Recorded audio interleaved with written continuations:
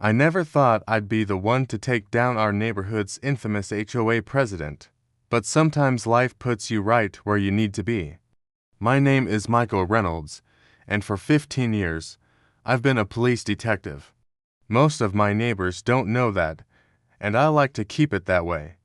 When my wife Sarah and I moved into Oakwood Estates 6 months ago, all we wanted was peace. We were looking for quiet streets, neat homes, and to be close to the hospital where my sister-in-law, Jenny, was getting cancer treatment. Everything seemed perfect until family came first. One night, my brother Tom called, his voice breaking. Jenny's condition had gotten worse, and they were drowning, trying to manage hospital visits while taking care of their kids, Emma and Noah. Sarah and I didn't even think twice. We told them to move in with us. We had the room, and it meant Jenny could keep getting her treatment while Tom focused on just being there for her. It should have been a simple solution. 3 days after they moved in, I was helping Tom unload some of Jenny's medical equipment when a shiny silver Mercedes pulled right into our driveway, blocking us in. A woman with a perfect blonde bob and oversized sunglasses stepped out, a clipboard in her hand. She already looked annoyed. "Excuse me," she said, her voice sharp. "What's all this? I've had reports of unusual activity and extra cars at this address." I stepped forward and offered my hand. "Hi, I'm Michael Reynolds. My family's just moved in temporarily because of a medical situation." She completely ignored my hand and flipped through her clipboard. "I'm Corinne Whitfield, president of the Oakwood Estates HOA. According to our bylaws, Section 4, Paragraph 7, these are single-family homes. You can't just move people in without authorization." Tom, looking exhausted, tried to explain. "My wife has stage 4 cancer. We're just trying to—" Corinne cut him off with a dismissive wave. "I'm very sorry," she said, with zero sincerity, "but rules are rules. You have 72 hours to file for a variance, or you'll be fined $500 a day." She shoved a stack of papers at me and marched back to her car. As she drove off, I saw Tom's shoulders sag. "Don't worry about her," I told him. "You focus on Jenny. I'll handle this." What I didn't tell him was that I'd already read the HOA bylaws from cover to cover. Temporary family stays for medical reasons were explicitly allowed. No approval needed. The next morning, I dropped off the paperwork in Corinne's mailbox, along with a highlighted copy of the bylaw proving it. I thought that would be the end of it. I was wrong. 3 days later, a violation notice was taped to our door, to fines, $200 each. One for excessive vehicles, another for medical equipment visible from the street. It was ridiculous. We had exactly 4 cars: mine, Sarah's, Tom's, and a medical transport van that came twice a week, all legally parked. The so-called medical equipment was a portable wheelchair ramp we always folded up and stored. I called the number on the notice. Corinne picked up. "There seems to be a misunderstanding," I said, keeping my voice calm. "There's no misunderstanding," she replied, sounding smug. "I personally counted 5 vehicles. That's 3 over the limit." "There were 4, I said, "and the ramp is a temporary medical accommodation, protected by the Fair Housing Act." The line went quiet. Then she laughed. "Well, aren't you confident? I've run this HOA for 7 years, Mr. Reynolds. I don't appreciate newcomers lecturing me. The fines stand. Bring it up at the next board meeting in 2 weeks. I'll be there," I said, and hung up. Building cases is my job, and Corinne had just given me a reason. Over the next week, things got worse. Another fine for unauthorized landscaping after Tom planted some flowers to cheer Jenny up. Another for noise disturbance when Emma and Noah were playing in our fenced backyard. But the final straw came in the mail. Corinne had sent a letter to every neighbor, warning them about health concerns at our house and suggesting they keep their distance. I found Jenny crying, clutching the letter. "They'll think I'm contagious," she whispered. "The kids. They'll be treated differently." That's when my anger boiled over. This wasn't about rules anymore. She was deliberately isolating a vulnerable family. That night, I called my lieutenant and took a few days off.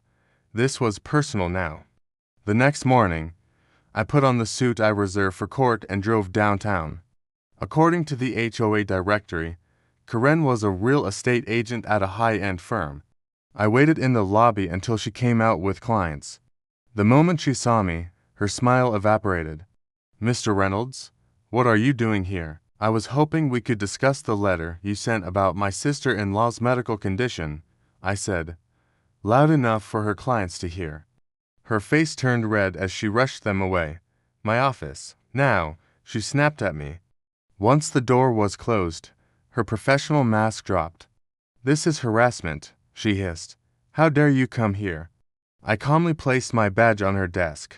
"Actually, Mrs. Whitfield," I said, "spreading false medical information and trying to isolate a cancer patient could be considered harassment and a violation of medical privacy laws." Her eyes widened. You're a cop. What does that matter?" She snapped back. "HOA rules still apply to you, detective." "They do," I said evenly. "Legitimate rules apply to everyone.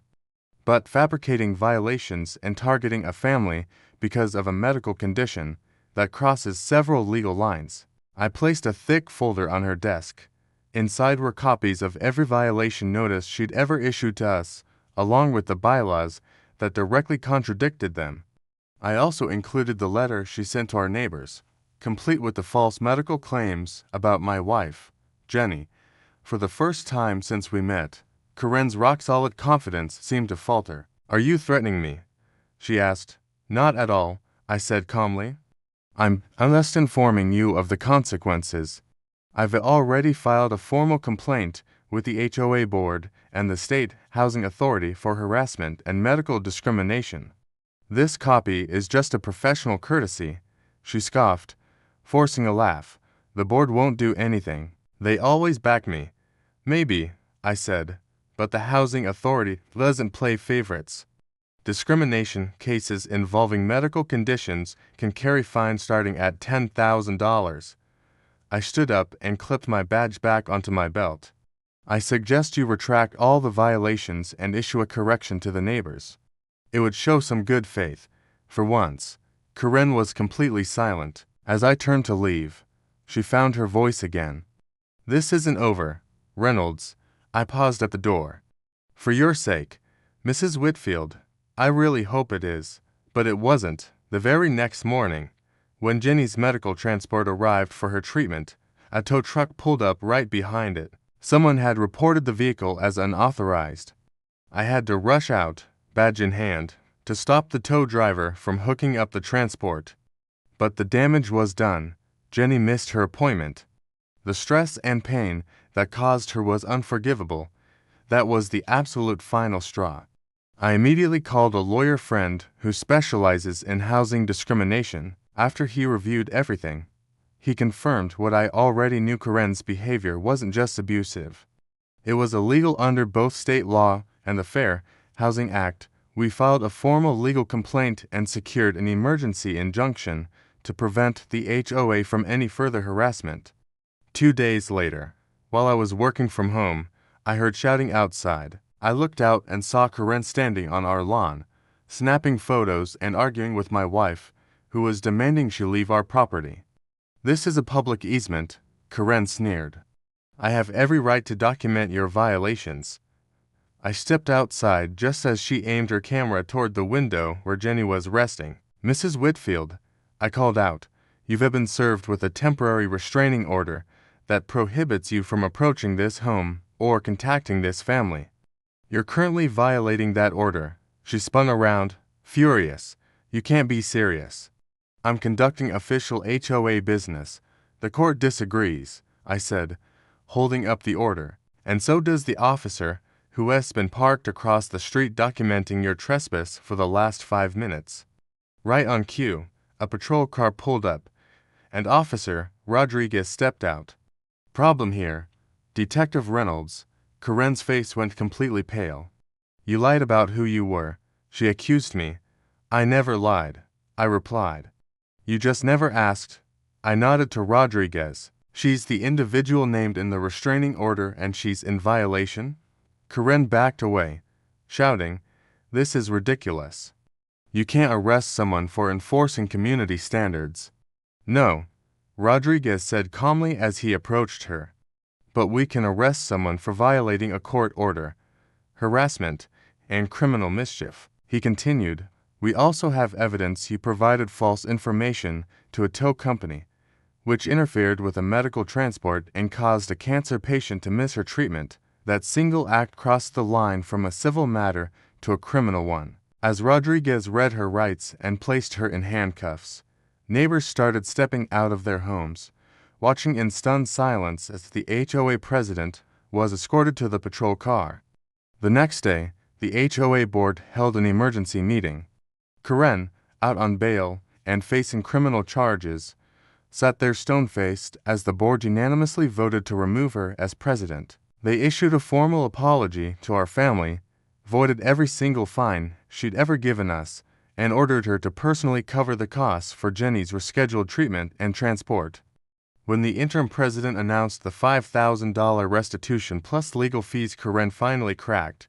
"This is absurd," she shouted. "I've given 7 years to this community. I protected property values, and this is how you repay me." Her voice trembled as she gestured wildly. "You'll regret this when people start turning their homes into hospitals and flop houses." The room went silent. In that moment, it all became clear. It had never been about the rules. It had been about her disgusting belief that illness lowered a neighborhood's value. The interim president cleared his throat. "That concludes today's meeting. Mrs. Whitfield, you'll receive the formal documentation within 24 hours. Karen gathered her things, her hands shaking. She locked eyes with me one last time, and the reality finally sank in. Her power trips had cost her everything. She opened her mouth as if to make one last threat, but instead, she said nothing.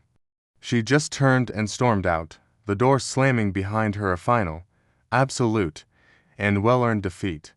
Thanks for watching, and don't forget to subscribe for more stories.